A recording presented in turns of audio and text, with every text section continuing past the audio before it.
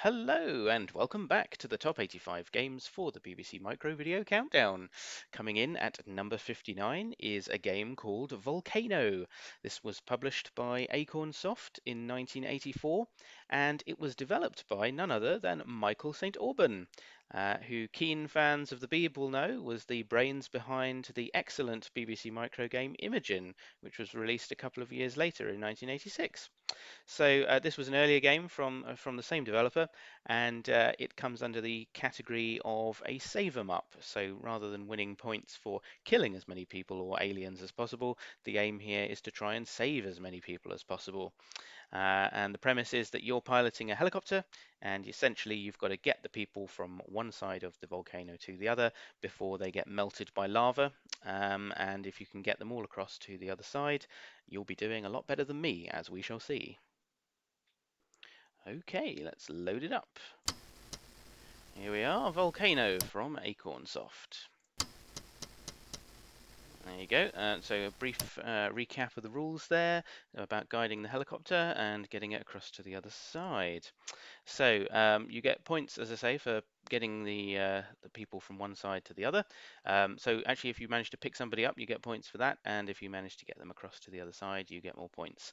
You'll see that the points for destroying a boulder with your helicopter gun are actually not worth a huge amount. So that's where the emphasis of the game is on saving the people.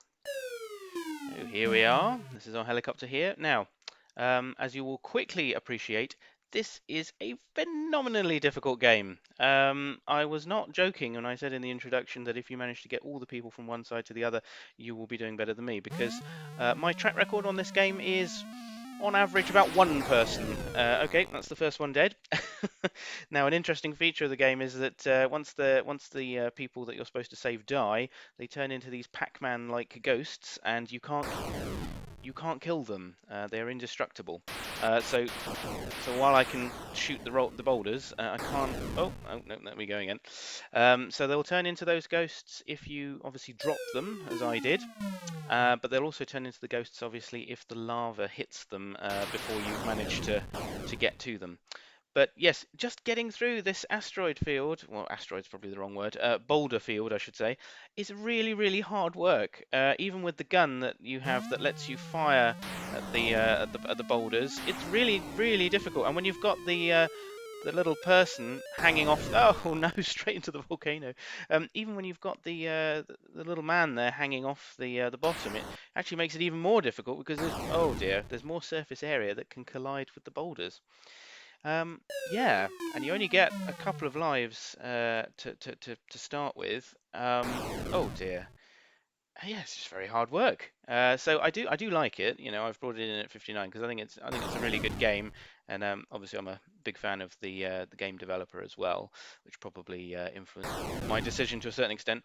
But as games go, it is very, very hard work. And obviously that, you know, for me, that does tend to count against the games. Now you might be thinking, well, why don't you just fire your way through? And that does sometimes work, but the problem is that the rocks come out of that volcano at such speed that if you focus your attention on trying to destroy the rocks with your gun, you end up then almost in a position of just getting whacked by a boulder from underneath or above. So it really is quite a tricky business.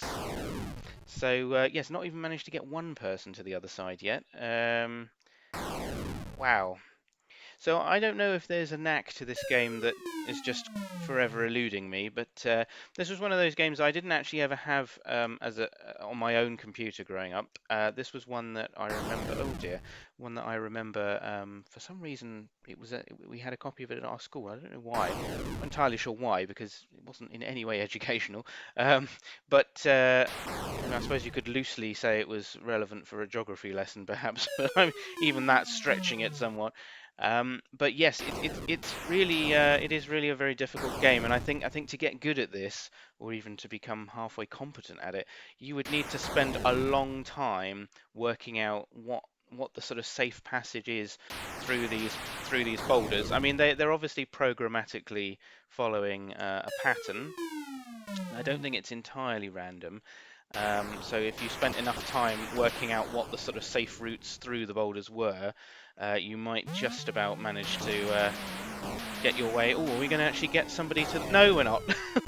Unfortunately, that doesn't count. Even though I got him to the other side, he fell off and, well, I suppose he erupted as he hit the ground. And that's it for that go. So yes, definitely one of those games where you will find yourself, repeating yourself over and over and over again. Oh dear, I'm not really doing very well on this attempt. No, okay, we're gonna have to start again. One thing I do think is a really excellent feature of the game is I really do like the lava effect of the volcano. I think it's really good. It's a fairly subtle effect, but it's really good. It looks very much like sort of slow lava spill going down the sides of the volcanoes. Okay. Oh no. See, I think there's two ways to go with this. You can either go for the sort of very concentrated, well, that didn't work, approach, or you can just sort of try and blast your way to victory. Although I don't seem to be doing very well at either of those approaches, if I'm honest.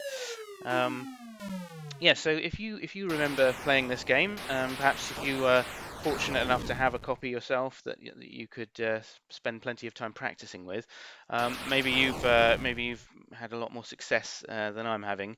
But as I say, I brought this game into the rankings partly because of the developer and partly because, although I never had a copy myself, I do remember playing it on some wet playground. What do they call them? Wet play breaks, was it? Well, you couldn't go outside because it was raining. Those kind of break times. And I think once or twice playing it after school as well, if I was waiting to be picked up from school. But yes, as to why there was a copy of it at school, I'm still not entirely clear. I have a suspicion it may have just been that one of my teachers was a particular fan.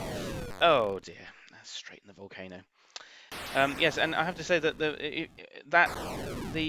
added challenge is if there wasn't already enough challenge that if you happen to fail to save one of the people on the other side, the fact that they turn into an invincible ghost that you then cannot in any way deal with your gun and simply have to avoid.